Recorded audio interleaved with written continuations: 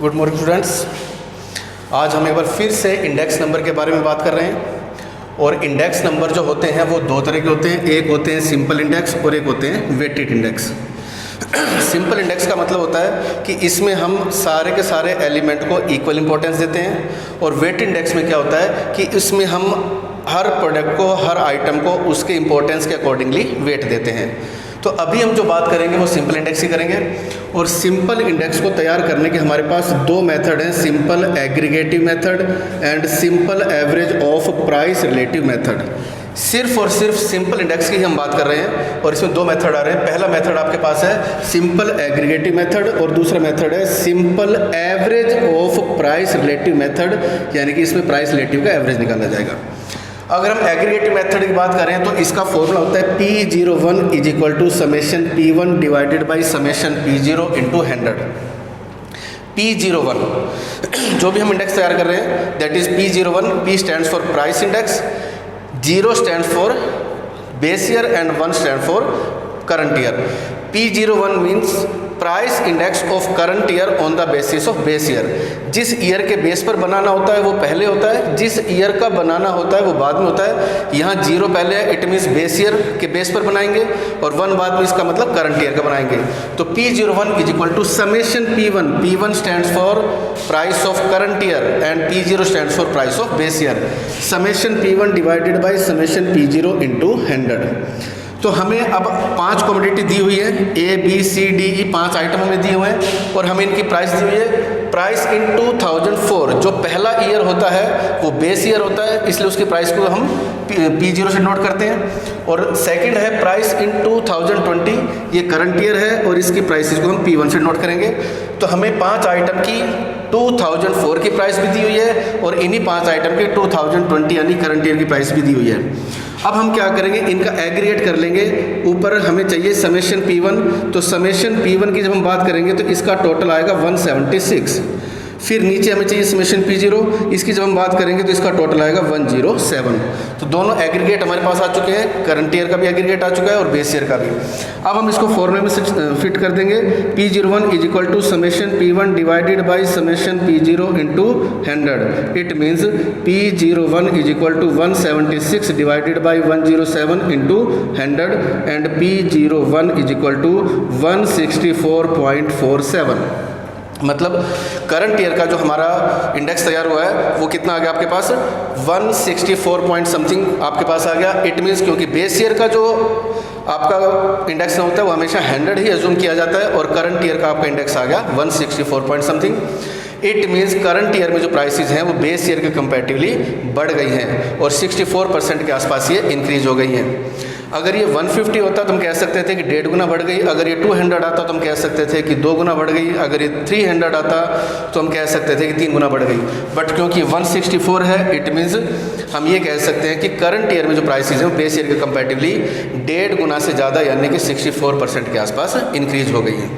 तो ये था हमारा सिंपल एग्रीगेटिव मेथड, जिसमें करंट ईयर की प्राइस का भी एग्रीगेट करना होता है और बेस ईयर की प्राइस का भी एग्रीगेट करना होता है और इस तरीके से हम इसको फाइंड आउट कर सकते हैं। सेकंड मेथड हमारा है simple average of price relative method. Means इसमें पहले हम प्राइस रिलेटिव निकालेंगे, हर प्रोडक्ट का अपना खुद का प्राइस रिलेटिव कि उसकी प्राइस में रिलेटिवली बेस ईयर और करंट ईयर के बीच में कितना चेंज आया है और उसके बाद हम उसका एवरेज निकालेंगे। अभी हमारे पास ये 5 आइटम है, wheat, ghee, milk, rice and sugar. ये 5 आइटम है। इनकी 2004 की प्राइसेस भी दी हुई है जो कि P0 मानी जाएगी, 2020 की प्राइस दी हुई है जो कि P1 मानी जाएगी। वीट जो बेस ईयर में 100 रुपीज़ पर क्विंटल था वो 2020 में 200 रुपीज़ पर क्विंटल हो गया। तो इसकी प्राइसेस में कितना चेंज हो गया, P1 divided by its P0 into 100 that is equal to 200। इसी की ही करंट ईयर की प्राइस डिवाइडेड बाई इसी की ही बेस ईयर की प्राइस इंटू 100। घी जो पहले 8 रुपीज़ पर केजी था 40 रुपीज़ पर केजी हो गया। मीन्स प्राइस रिलेटिव कितना है इसका, 40 divided by 8 into 100। It means 500। इसी तरह से मिल का करेंगे तो 16 डिवाइडेड बाई 2 इंटू 100, इसके प्राइस में 800 रिलेटिवली चेंज हो गया। फिर राइस आ रहा है 800 डिवाइडेड बाई 200 इंटू 100, इसमें 4 टाइम चेंज हो गया। And last one is sugar 6 divided by 1 into 100, it means 600। तो ये हर प्रोडक्ट का प्राइस में रिलेटिव चेंज आ गया कि वीट में 2 टाइम्स हुआ, घी में 5 टाइम्स हुआ, मिल्क में 8 टाइम्स, राइस में 4 टाइम्स एंड शुगर में 6 टाइम्स। ये R है हमारा, that is equal to P1 by P0 into 100। अब जब हम इनका टोटल करेंगे समेशन R आ जाएगा, या आप उसको कह सकते हो कि summation P1 divided by P0 into P1 divided by P0 आ जाएगा इंटू 100। ये हमारा टोटल आ रहा है 2500। तो हमने कुछ नहीं किया, केवल पहले प्राइस रिलेटिव निकाला है, हर प्रोडक्ट के प्राइसेस में कितना चेंज हुआ रिलेटिवली, और वो निकालकर उसका फॉर्मूला आपके पास R का फॉर्मूला है, R stands for price relative, P1 by P0 into 100, यानी कि उसी प्रोडक्ट की P1 डिवाइडेड बाई उसी प्रोडक्ट की P0, यानी कि बेस करंट ईयर की price divided by basic price into 100, और ये हमारे पास आ गया सबका प्राइस रिलेटिव और टोटल आ गया 2500। अब हम इसको फॉर्मूले में सेट कर देते हैं। P01 is equal to summation R हमारा है 2500 and N means number of item, there are 5 items are there totally, and P01 is equal to 500, that is the price index of current year. 500 आ गया, it means current year में prices जो हैं वो base year के comparatively 5 गुना बढ़ गई, क्योंकि बेस ईयर का जो हमारा इंडेक्स नंबर होता है वो हमेशा 100 अज्यूम करते हैं और करंट ईयर का हम फाइंड आउट करते हैं। क्योंकि इस केस में करंट ईयर का 500 आया है, इसलिए हम कह सकते हैं कि करंट ईयर में प्राइसेस जो है वो 5 गुना बढ़ गई। बट इसका मतलब ये नहीं है कि हर प्रोडक्ट की प्राइस 5 गुना बढ़ी, किसी की 5 गुना से ज़्यादा भी बढ़ी।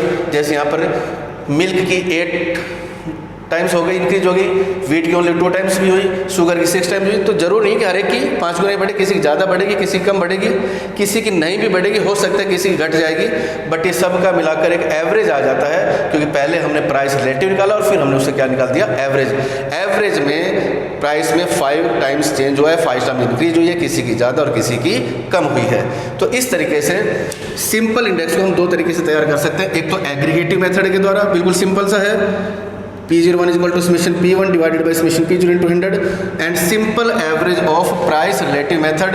इसमें हम क्या करते हैं, हर प्रोडक्ट का पहले प्राइस रिलेटिव निकालते हैं, R निकालते हैं, और उसके बाद हम उसका एवरेज निकाल देते हैं, और उससे हमें पता चल जाता है कि प्राइसेस में कितना चेंज हुआ है, क्या ट्रेंड है, इंक्रीज का ट्रेंड है या डिक्रीज का, जो भी ट्रेंड है वो कितने टाइम्स है, कितने गुना है, वो हम फाइंड आउट कर सकते हैं। तो अभी ये है सिंपल एग्रीगेटिव मेथड, और अब हम देखेंगे वेटेड इंडेक्स को, कि वेटेड इंडेक्स को कैसे तैयार किया जाता है, कैसे फाइंड आउट किया जाता है, किन किन फॉर्मूले से फाइंड आउट किया जाता है। तो इसके बाद हमारा फोकस रहेगा वेटेड इंडेक्स को तैयार करने के क्या क्या मेथड्स हैं। Thank you.